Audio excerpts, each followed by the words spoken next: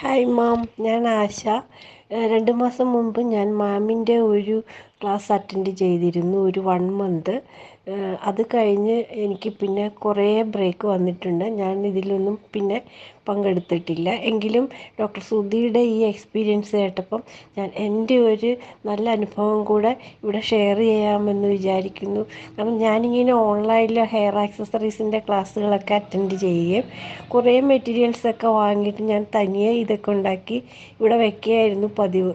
പക്ഷേ പെട്ടെന്നൊരു ദിവസം ഇതിനെപ്പറ്റി ഒന്നും അറിയാത്ത ഒരാൾ വന്ന് ചോദിച്ചു, ചേച്ചി നമുക്കൊരു ഇത് ചെയ്താലോ, എക്സിബിഷൻ, ചേച്ചിയുടെ പ്രോഡക്റ്റുകൾ വയ്ക്കാമോ എന്ന് ചോദിച്ചു.